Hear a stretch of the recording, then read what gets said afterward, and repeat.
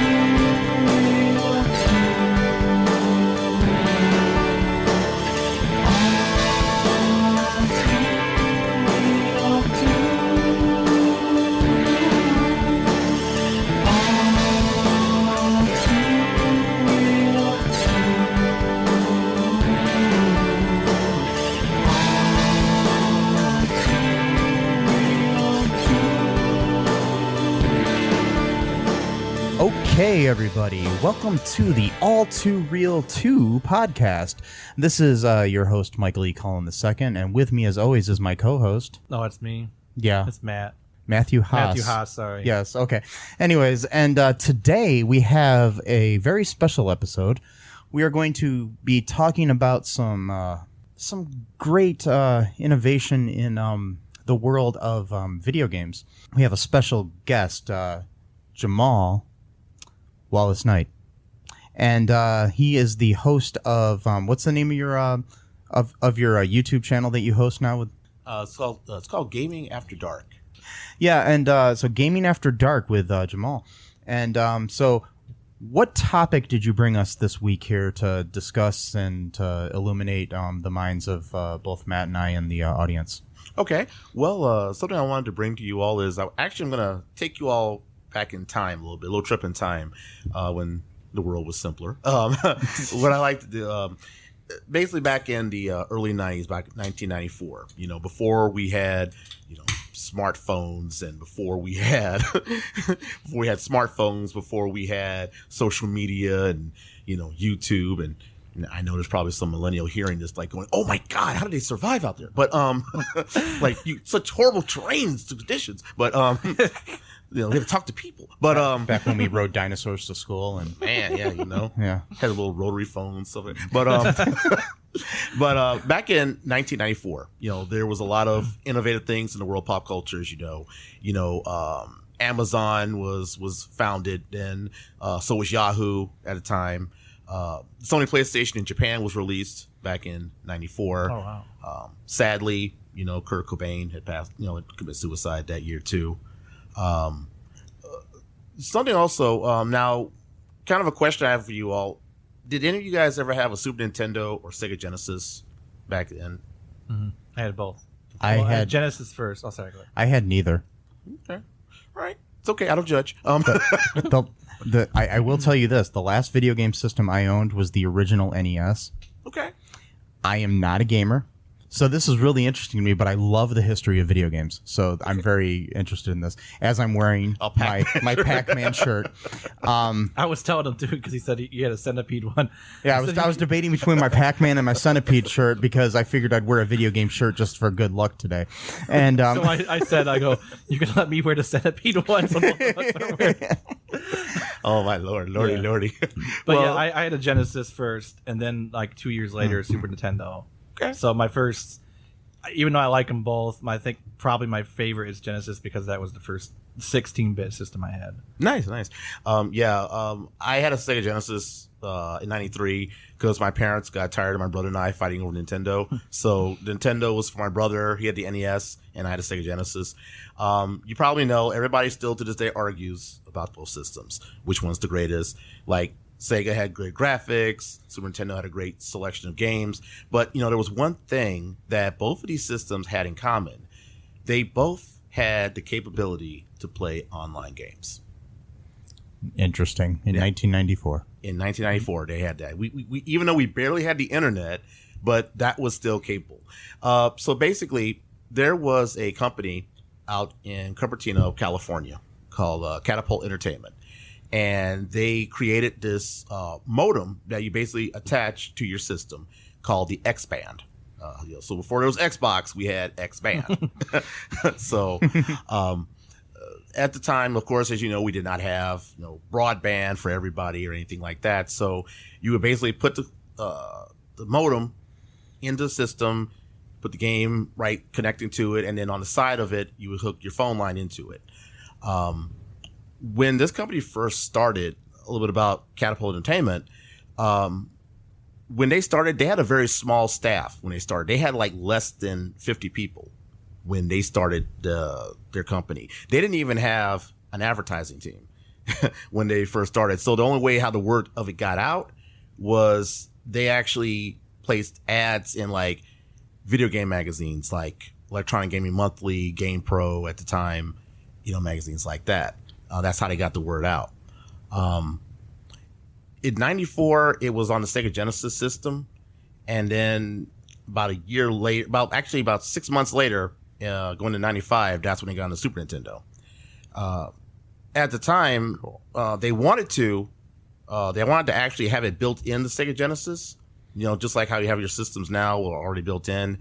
But at the time, Sega Japan was a different entity than Sega of America, so they said no, they didn't want to do that, and that's why they created the appropriate device for it. So cool. That's cool. Kind of like a Game Genie sort of thing where you put something like that. Okay.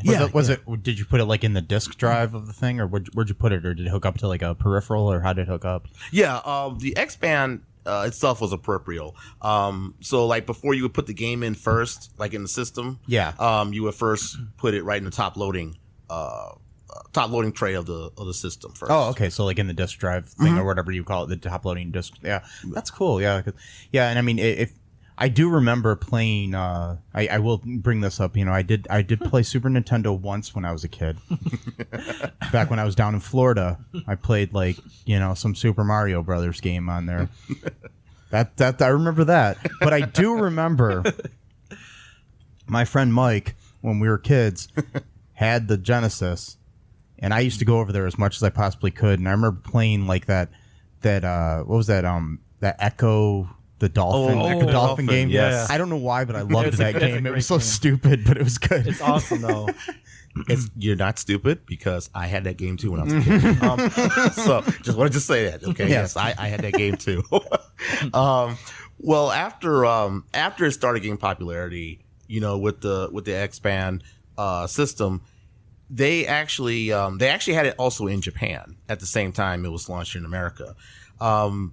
It wasn't doing that well in Japan, so they eventually cut the life expectancy short for it there in Japan. But it grew here in the United States. Yeah. More people were getting on the internet. The internet was becoming new for everybody. So their market started to increase. By the end of 1995, they had a network. They had a little over, I'd say, almost 50,000 subscribers to their network. Oh, wow. Which was a lot back then. Yeah, back then, that's probably, especially just for one, thing like video games, not just in general, but all the people doing that just for one thing. That's pretty cool. That is cool. Yeah. So it increased there to that.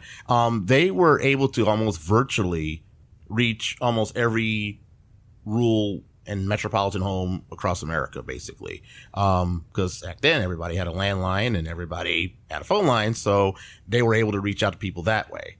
Did you have to get an internet service provider type thing at that time? before getting it or anything? Like, do you know if you had to like sign up for AOL or anybody before you did this? No, actually, they didn't have that because it was the internet, but it wasn't the internet. How the service was set up. Basically, the service, service was actually pretty cheap. Just signing up for it, it was like $10 a month. To sign up for.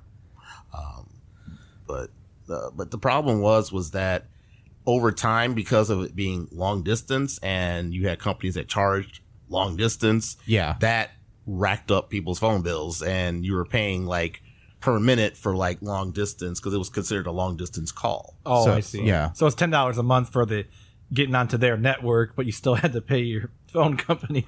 Right. Yeah. So yeah. But then, but with this system though, like the way it would work, like if I wanted to play Echo the Dolphin thingy and I wanted to play it with my friend in California, I could. You could. Yeah. You could do that. But the only thing is just be ready to pay. Well, depending on how long you were playing the game for, like if you were on for like half an hour, 45 minutes, that might cost you a pretty penny. Oh, that's cool. Yeah. That's cool. It's cool that you're paying more. Like No, it's just cool. It's cool that you can play together. I mean, back then, but I mean, it kind of sucks that it costs so much, though. I mean, it does. It's like I don't know, but when things are new, it's just cool that you were able to do it. I think. I mean, but when things are new, they're going to cost more. I mean, it's like I remember how much flat screen TVs were just a few years ago and stuff. It's Oh yeah.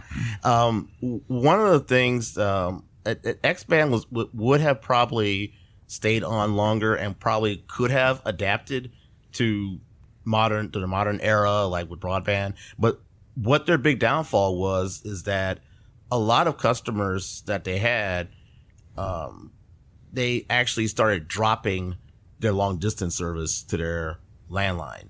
So basically XBand had to like switch gears in the middle of their planning and business and then switch to just local only area, gaming. So like you could only play with folks that within, your city or certain radius after a while, which that led to their downfall, and they actually started dropping members after that point. Wow. We'll learn a little bit more about this later. We could just take a really quick break for a word from our sponsors. Yeah, products and services or whatever we're going to talk about here. I'm sure they're great, You know what also is great? This Mountain Dew I'm drinking right now. So, hey, people at PepsiCo, if you would like to sponsor this show, please contact me. My email is mike@cullenpark.com. I do love your Mountain Dew. Me too. I'm wearing a Pepsi t-shirt right now, actually. Yes. So and I've got Mountain Dew as well. Yes. So Matt's drinking a Code Red. I'm drinking a regular Mountain Dew. Hey, I'm just saying, if you want to sponsor us, I'm all for it. Mike@cullenpark.com. Okay, we'll be right back. In the magical world of Hoth, there are wizards, there are sorcerers, and there are magi. And none of them know what they're doing. That's how the best spells are discovered. Throw it at the wall and read the tea leaves. Or scorch marks. Witness the wonders of magic, science, and property damage in a radio drama of phantasmical proportions. Face my mastery over the elements! Magus Ilgar. Now available for download wherever audiobooks are sold. Listen to the first 3 episodes for free on YouTube. Hi, folks. This is Michael E. Cullen II from the podcast that you're listening to right now, along with Manager Matthew Haas. You got promoted? Yes. Damn it. Okay, anyways, folks, do you like the show Superstore?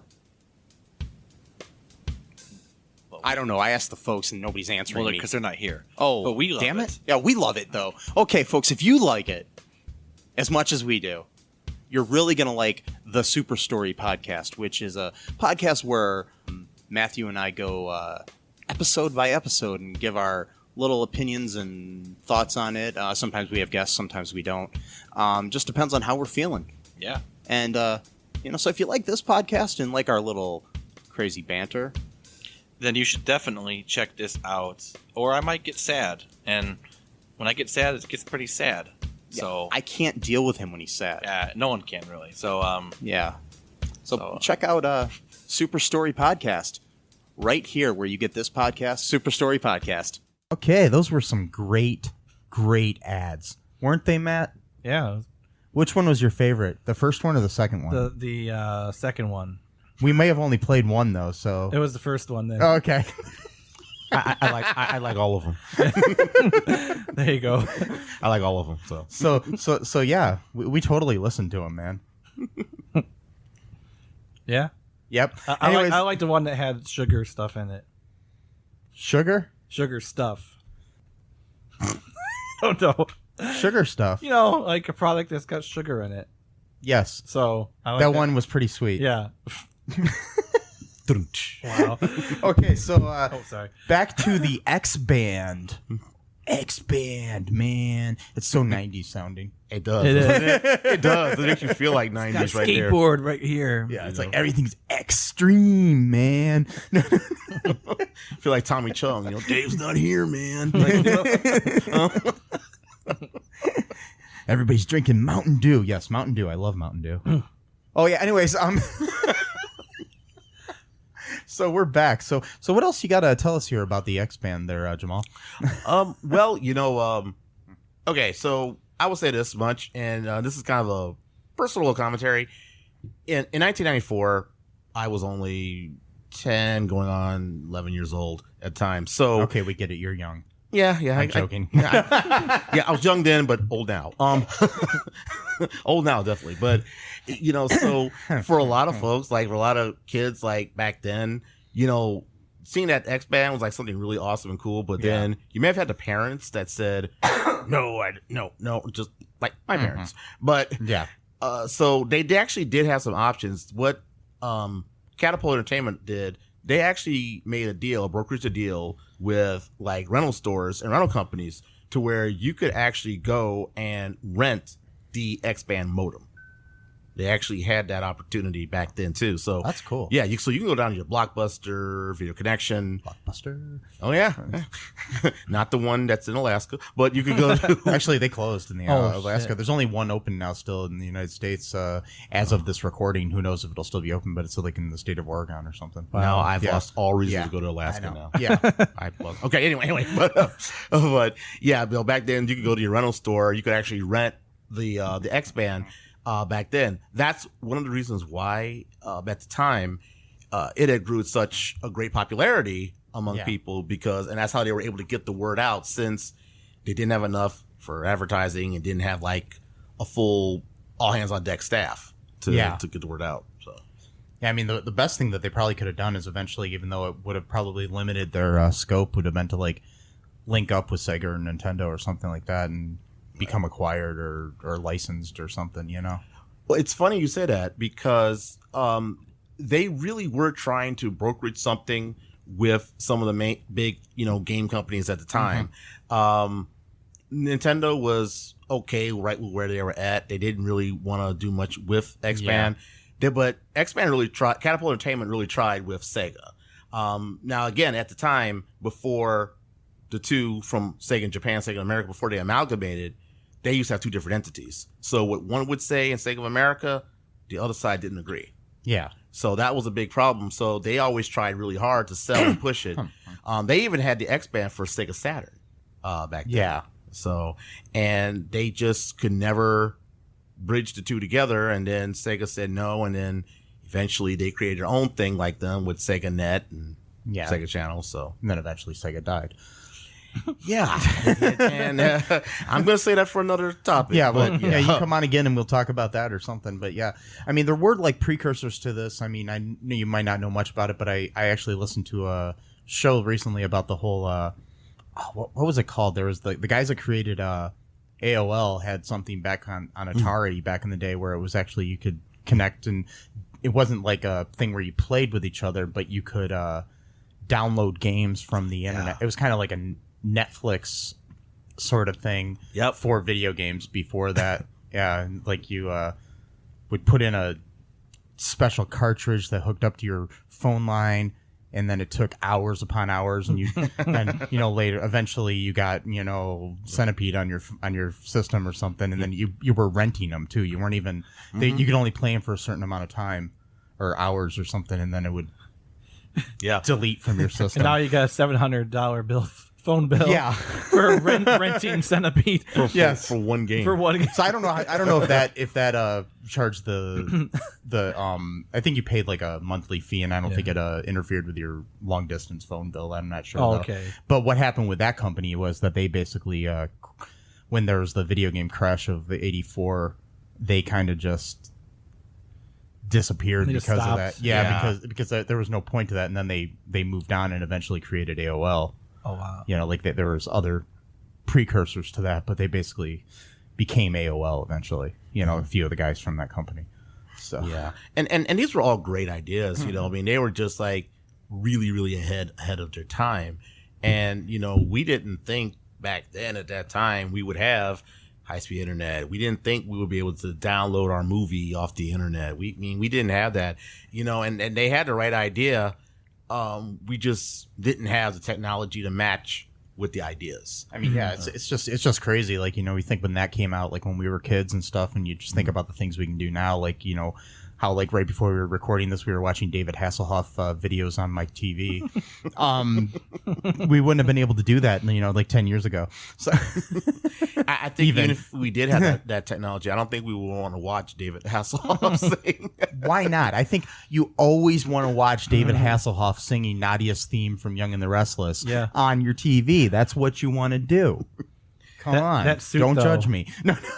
That orange suit and that sweater, though. I got to get that outfit. That nice little turtleneck sweater. God, I got to get that and just go get invited to a cocktail party and just show up and just. Do people have cocktail parties? I know for a fact that some people do because I got invited to one once and I didn't go. Really? Yeah. That was like 5 years ago. Okay. That was the last party. I don't know if I've ever been in. See, I don't drink. I don't know if that's why I don't get invited to cocktail parties. Cocktail parties don't always have to have. Yeah, it could be a cocktail dress. They just call it a cocktail. Yeah. Well, I wouldn't wear the cocktail. You know, I don't think I look good in that, but you know. You never know until you try, man. Yeah. Don't knock it till you try, brother. What you do is you wear the dress and that David Hasselhoff sweater. No, I'm not going to mix and match. You do one or the other. You can't do both? No, I don't think it would look good. May I advise at least get the afro like he had, you know? Did he have? That's right. He had kind of the 80s big puffy hair. Right. Yeah, I have to go. I have to go to a salon to even. No, I don't have the hair for that. It's thick. You get a wig. It's not get thick a wig. enough. Get a wig. Yeah. Okay. Okay, I'm a black man. I don't have the hair. Okay, so don't feel bad. All right. Yeah. But anyway, yes, I know that there are people who do cocktail parties still. That was a weird veering off of. But I'm just curious because I don't think I've ever been invited to a cocktail party. It was in my about life. 5 years ago. My friend Dave, Dave Ailing, and I was like, yeah, I don't want to go. I'm just curious what a cocktail party actually is. What you do? What do you talk about at a cocktail party? Because I'm not good at parties, for one thing. Well, it's like the stuff I talk about is really weird shit. It's not going to fly at a cocktail party. So, well, that might make it interesting then. Yeah, but not in a good way. I mean, I do like the thing like my friend was posting on Facebook the other day that he was invited to this like cocktail party mixer out in Hollywood because he's an actor out there, and he says he doesn't like talking to people, but he says you have to go around and like mix with people and basically tell them your resume and stuff like that. And I suggested to him that he prints out a T-shirt with his resume on the front and his headshot on the back. And then all he has to do is just point to the shirt and be like, here, see, I was on Criminal Minds. Like stuff like that. I'm just saying, it's like, what? That makes sense. In the next episode, we're going to talk about the Sega cocktail party. Yes. It was a very short. See, because it was for people that didn't know what cocktail parties were like me. And they you virtually went to a cocktail party through Sega. It was before Sims even. Yes. Yeah, we'll have a Sega cocktail party. Sonic just breezed right in and out. So, Sonic breezed right in. We didn't even see him.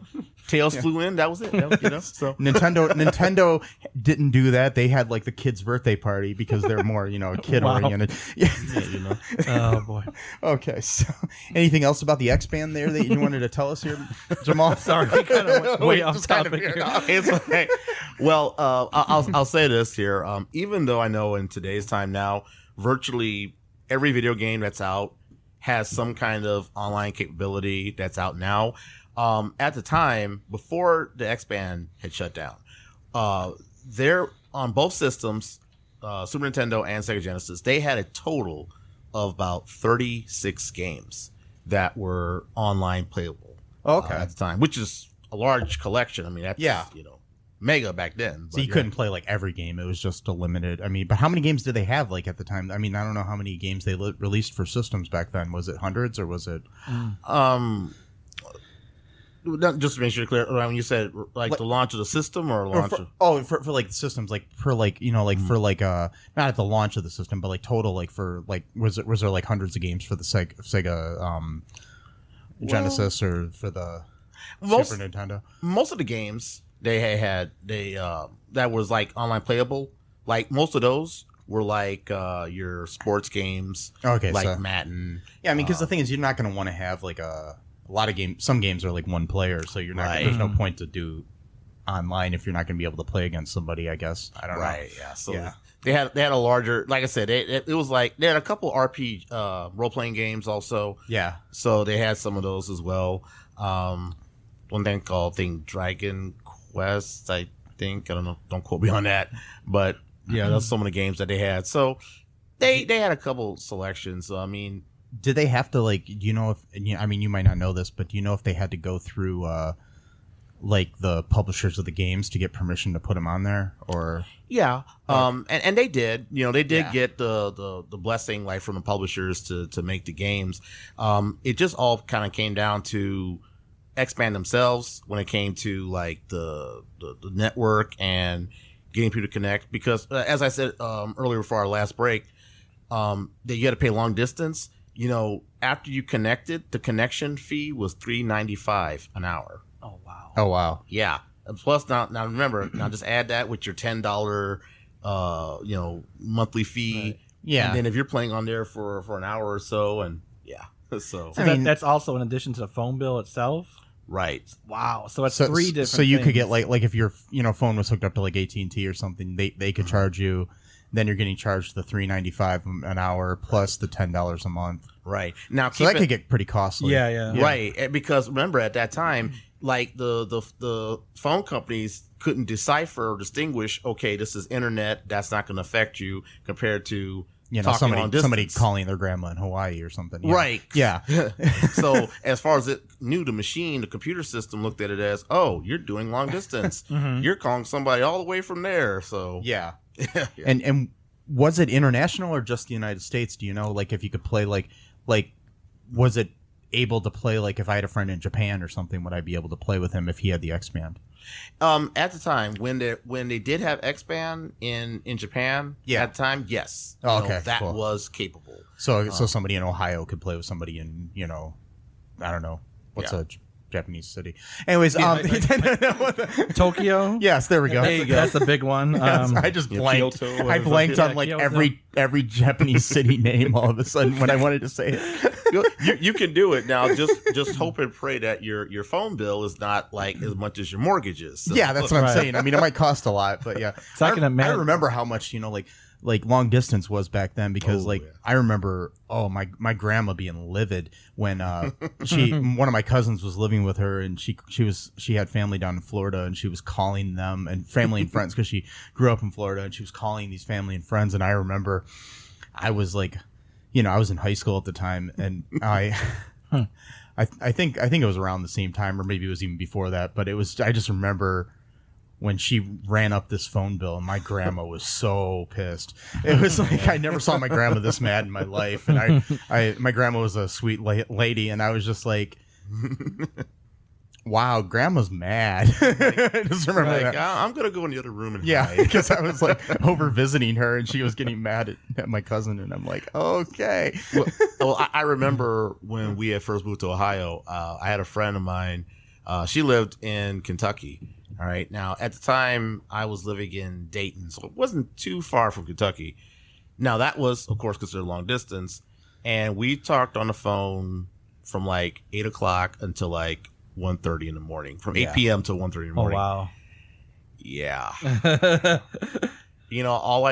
I wanted to be in, Azerbaijan by the time that phone bill came in and my mom opened it up.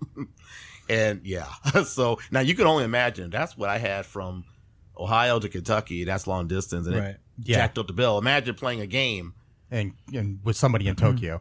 And plus, too, most people, like when you said 45 minutes, would rack up your phone bill. Most people don't play for less than 45 minutes a day. Right. Yeah, So if you're doing it every single day of the week, I mean, that's you're going to play a video game a lot longer than you would what I mean? be talking to your friend in Kentucky or something. Because I don't think I've ever played video games for less than a half hour in my life, to be honest with you. It's been at least...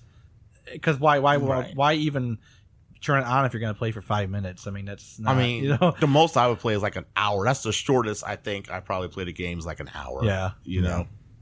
So, that's just crazy. Because the time just flies by. You don't even realize it. And then you're Right. 2 hours later... Like, oh, I just beat Simon's Quest, Castlevania, 3 hours later or whatever. And it's so awesome now with like the internet where you can contact people anywhere in the world, right? Free of charge, not free of charge, but just paying your internet bill, and you're not paying extra fees on top of that usually. And then because I just remember like having a girlfriend in California for a while there and talking to her on the phone, and then I imagined how much that would have cost back in the dial-up days. Oh yeah. Man, I know, that would have been wild. Yeah, I'm sorry, I'm not trying to be rude. I'm just trying to look for that game you mentioned, the Dragon one. Yeah, I saw a video about it, and I'm trying to. It was like it was part 3, Dragon something 3. Well, why don't we take another real short break for some products and services? Cool. I like the products and services and the services. Sometimes you can combine the two because you could have a product that services you. Wait, Whoa, that sounds bad. That sounds dirty. Yeah. Anyways, okay, we'll be right back, folks. Hey, folks, this is Michael E. Cullen II from the podcast that you're listening to right now, along with Matthew Haas. We just wanted to tell you about our great podcast called Super. It's called All Too Real. And on that show, what do we do, Matt? We watch biopics, and then we talk about whether or not the movie matched up with the real story or not. So it was a lot more exciting than that, though. Yeah, so we analyze the real story and the real story. Get it? Get it? Real. Yeah, they're spelled differently, folks. You can guess which one I said which way. Anyways, so sometimes we have a guest, sometimes we don't. But we talk about great movies like Shattered Glass and The Social Network and Futile and Stupid Gesture, among others. Those are some of the ones that we've covered so far, and we're going to cover a lot more. So please subscribe on Stitcher, Apple Podcasts, Google Podcasts, wherever you find your great, fun podcasts. And be sure to share it with your friends. Do it. Do it. Do it. And make sure you're not afraid to get all too real. Bye-bye. Do you like games? Obviously you do. You're listening to this episode. Just letting you know that there's a new podcast I discovered recently. It's called Games My Mom Found. It's a hilarious podcast where they review retro games each episode. We'll have some links to it in the show notes, but be sure to check it out. Everybody, we're back. Those were some great ads, weren't they, Matt? Yeah, it was pretty good. And so, that one line in the one, you know what I mean? Yeah, that was a good line. It was funny. Was. That was right. What they say, on the money? Or they used to say on the money. I don't know. What do the kids say these days? I don't know. I don't talk to the kids. Oh. If you're listening, kids, I'm talking to you now, though. I don't think they can hear you. That's right on the money. Whatever. Yeah, it was a good ad. They can't hear me? Am I at a different decibel level than what they can hear? Maybe. It was a good ad. It was fun. Yeah. It was probably some kind of pastry of some sort or some snack or drink or game or whatever. Or just an ad for one of our shows. Gaming After Dark. It was an ad for Gaming After Dark. Or an ad for one of our shows. Gaming After Dark. Well, that's not our show, but... Oh, yeah. Gaming After Dark. Gaming After Dark. Yeah. Thank you for free advertising. Yeah, Appreciate it. Gaming After Dark. It's on YouTube. Yeah. Yes.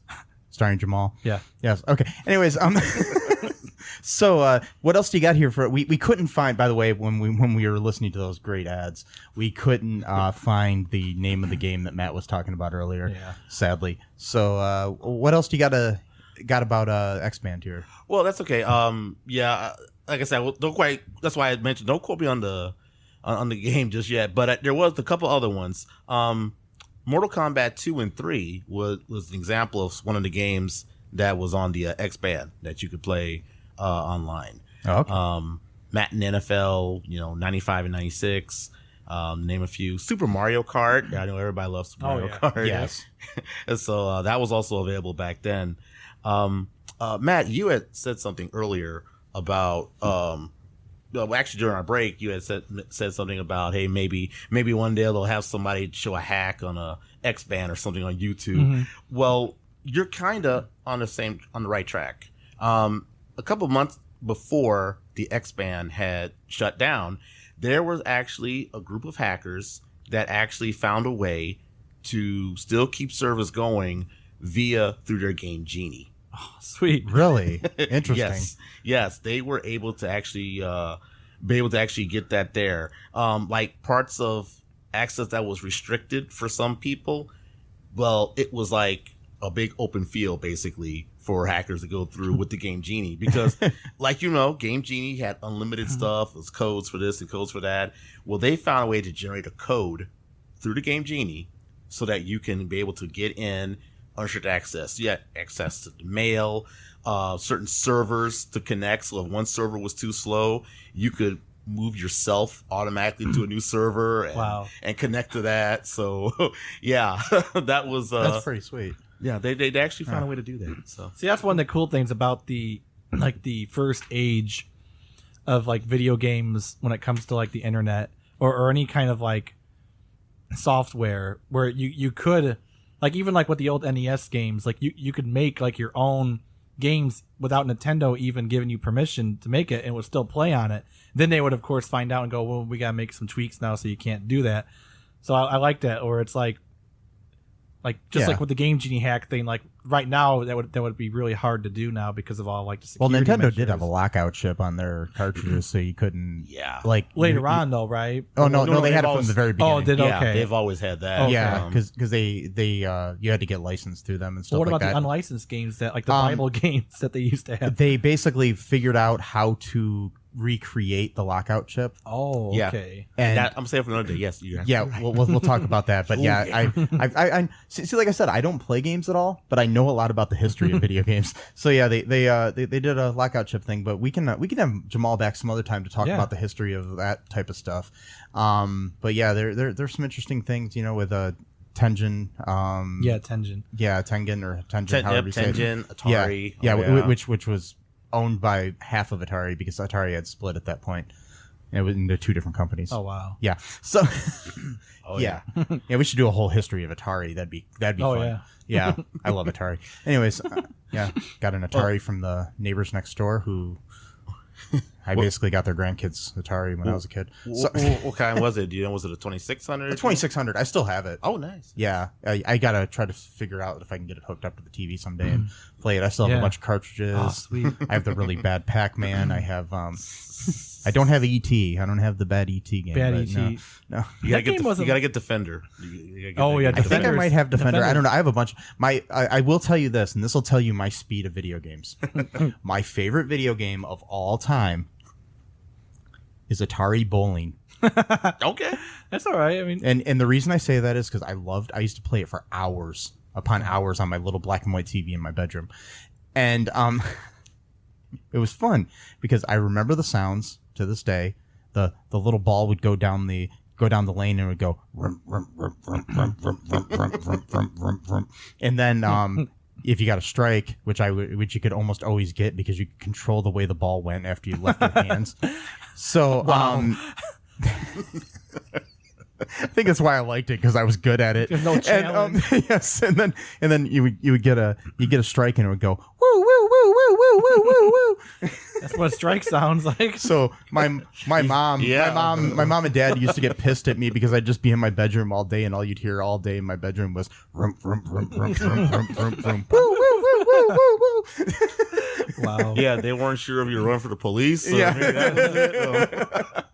Well, you know what? My okay, the Atari was a little bit before my time, but my brother's favorite all-time game on Atari was Pong. Oh yeah, he loved playing Pong. So I liked Pong, but I was never great at it. I don't know, but yeah, I suck at it only when it started to speed up. And I used to play the really bad Pac-Man all the time on there, but it was, oh my God. The graphics are terrible. Oh God, it's like the worst port of a video game ever. It's just so bad. You know what's a really good one though, even though it kind of sucks, is the Star Wars game, the first Star Wars. Yes. Yeah. It's just the end scene of the movie where you're fighting. Where you're trying to blow up the Death Star. Yeah, that's all it is, but it's nice. not that bad. It's very primitive, like graphics and stuff, but... What is Good question do you have anything else to add to this about the XBand? And I got a couple questions before we end the show. Even though hackers found a way to get in and get on different servers, and even though it was too slow, you see, another big flaw to it was no matter how you try to change servers, it was still slow. You had the transfer rate was about 2,400 bits per second. Now, so how was that like if you were playing like Mortal Kombat or something? Would your punches land late or anything, or what would you? I mean, I'm just wondering. Like, yeah, they would you would do an uppercut and then an hour later finish him. Because computer games were much faster. Yeah. At that time than it was through the phone line. So yeah. Be like, yeah, I punched this guy an hour ago, and now he's dead. Yeah, just deliver the punch, Imagine a car racing game, it's like, okay. Yeah, then an hour later, and whatever you do, don't have somebody pick up the phone line. Oh yeah, remember those days? Oh yeah, that was the same thing. Yeah. I remember those days. Oh god, automatically disconnect you. I'd be on when I first got it, and I'd be on a AOL or something, or Earthlink or one of those types of things. One of those things where I'd get the free CD and I'd get a free month of some bullshit, and then we had Mindspring. Yeah. You laugh over it like, oh my god. Yeah, but remember those CDs the AOL and Earthlink. Earthlink got on later, but it was mainly AOL. But you'd get you basically you'd walk out your door and you'd have 5 of them appear on your head. It would just be it was like there was more of those discs than there was air. It was just don't even get me started with AOL. Yeah, because if you remember back then, the toughest thing to do was cancel service. Oh yeah. Oh, was that tough? Yeah. Yeah. It's still hard on certain things, certain services, it's and then you got shit like the Movie Pass recently, re-signing up people that canceled their subscriptions. Oh, wow. Seriously? Yeah, without their permission. Yes. Yeah. Wow. They re-signed them up and then made them have to opt out legally, otherwise they were going to get charged monthly fees. Yeah. Somehow this business is still operating as this recording. I was thinking of buying one actually because I like to go see movies. I know. Well, if I could buy a pass, I could see a movie any day of the week. Yeah, but they keep changing the price and the number of movies you can see. Oh, I see. It's that whole, I don't understand that whole concept how they even ever make money. Yeah, because they pay, that's how they make money is by signing people up again. And then charging them. Then you have to pay a fee to get out of it. It's I think their main idea is it's kind of like they wanted to sign it up as a gym membership sort of thing where you pay your monthly fee but you never actually go there to use the gym membership. A lot of people will and then talk about things that are hard to get out of. Yeah. Have you ever tried a lot of these gyms nowadays they have you don't have to sign a contract, but if you ever sign a contract to a gym, I've done that before. Oh yeah. And oh my god, I was so pissed. I'm gonna go on a little diatribe here. There's probably no chance she's listening, but my ex-girlfriend and I signed up for for a membership to a gym once, and then when she left me, she somehow took my card for the gym membership, and it was still being charged to my credit card monthly. Wow.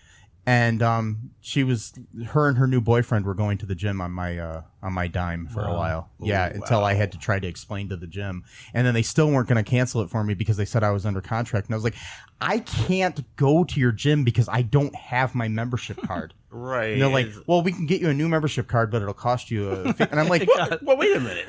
And then I was like, can I take her? Can I at least just make it so you can't allow her and this other dude to go to the gym? And they're like, well, if they have the membership cards, they can come. And I'm like, my God. What the hell? That's a circular logic. Yeah, and I'm just like, I'm not paying for my ex-girlfriend to go. It's just it's just like. I don't want to pay for her to work out and look better for her new dude. Right. Exactly. It's like they get to go work on their bods, and then like it's like you're paying for it. It's like what the It's fuck? like, how about get a membership to Weight Watchers or something? Yeah. It's like, seriously, I mean, my thing is pay your own membership. I don't give a shit. It's like, come on, Planet Fitness is $10. Yeah. Come on now. Yeah. Like, well, at the seriously. time that didn't exist. It Oh, was, really? it was like That's 10 true. years ago or so. But That's true. I mean, Planet, at least not locally, it didn't exist. It probably did exist somewhere. But anyways, so before we close out here, I just had a question for Jamal, since he's here. What is your favorite video game of all time on any system ever? Ooh, man, you put me in the hot seat right there. All right, I would have to say on the NES was Ninja Gaiden 2. Yes. Nice. Yes. I remember I actually that game. still have the cartridge to that game. Oh Awesome. god, it's a great game. And what about you, Matt? Oh man, on any system? Yeah, Can any I system can I ever. do can I do the games for each system that I like the most, or do I gotta pick one? Well, you can between pick a all? couple. If you have a couple that are tied, you can do it. Yeah. Yeah. All right, for the NES, probably definitely Super Mario Brothers 2 and 3. Yes. Definitely Ninja Gaiden 1 and 2. Just Castlevania, so many games. Oh, yeah. Sega, Sonic 1 and 2, Mortal Kombat. I don't have just one game. I can't do one game. Oh, I know. SNES. Yeah, right. I know. With the SNES, Street Fighter 2 or Nice. all the Street Fighter 2s. Which was also on X-Band. Was it? Yes, Oh, that's right, yes. because you can Yeah. combat. You can. Yep. It might take a year to punch the guy, but yeah. Oh, also F-Zero. F-Zero, Yeah. the racing Oh, game. yeah. Oh yeah. God, I love that game. But yeah, that's pretty much it. PlayStation. I don't remember it much from PlayStation. Unfortunately, I don't know why, but I think I stopped playing games around that time. Yeah. A little bit for a while, so I don't have many memories. I remember there was this one weird game on PlayStation called Fox Hunt, Okay. where it was basically like a movie. And you control what the people did, but that's like cool. it was so primitive because it was like all jerky and stuff Yeah. like that. But those are like my 5 favorite games, though. Basically, like Yeah. on the Super Nintendo. I mean, and- mine, like I said, Atari bowling, and It's like yeah, that's it. and then Oh, and then like because like the only two systems I ever owned were Atari and the original NES, and on the NES there was a couple different games I liked. I mean, obviously Super Mario Brothers and Duck Hunt, that combo game that came with the system. I remember playing. Yes. I remember the night I got the NES. Yes. I was up all night. My mom comes downstairs and she's like, to go make breakfast or something. She's like, "You're still awake?" I'm like, "Yeah." Okay. And then I slept the rest of the day, I think. But I remember playing those, and then I liked it was weird when I got a little bit older. There was a game show called Remote Control that used to be on MTV. Yes. And they had a video game version of it, and it was so bad, but I loved it for some reason. I used to play it all the time. And We used to have Jeopardy. We had the yeah. game Jeopardy. Oh, we had Jeopardy as well. Yeah, I remember that. Yeah, I don't even think the remote control was mine. I think it was my sister's friend, who I think I lent her Tetris for a while so I could play the remote control. Like we just switched discs, and That's kind of what we did. One time we rented the game Indiana Jones and the Temple of Doom. We rented it, and I feel really bad to say this, but I never returned that game back. Yeah. And I don't know if they're looking for me or not. I think they probably. who'd you rent it from? So it was a little store called Video Plus. I'm pretty sure I'm pretty sure if they're out of business, they're not looking for you. Yeah, just letting you know, Jamal. I mean, I've got a good chance of that. I actually have a story about that, though. I don't think they're looking for you because I knew a kid in my aunt's apartment complex when I was like 6 years old, and his family moved around like a lot. And he told me flat out, he's like, "Yeah, this is what me and my dad do. We like right before we move somewhere, we rent movies and games from a." Oh, God. He's literally admitting this to me. So I have like 40 games, or not 40, but whatever. I have like 20 games Oh, my that we God. never returned because, and I'm like, he's just freely admitting this to me. I'm like, "Oh, that sounds awesome." So I go tell my parents, and they're like, "That's stealing." I'm like, "Oh, Oops. whatever." Well, I mean, I've done something like that recently. I ordered some business cards online, and I did not do this on purpose, though. Mine was an accidental one. I ordered a bunch of business cards online. I put the box when I got it underneath my bed. Forgot I got it. I put it under there, and then I'm waiting for it to come in the mail. It already came, and I didn't realize I had already gotten it. And so I contacted people, and they sent me another box. I felt so bad about that, but but I was like, whatever. I got like, it was an accident. 1,000 free business cards. Anyways, so it was an accident. It happens, sometimes. See, but you're right. I'm not worried about the business being gone. But like, what if the owners see me one day at a supermarket and we're out shopping? They're like, "That's son of a Well, how bitch, old she were took you it." at the time?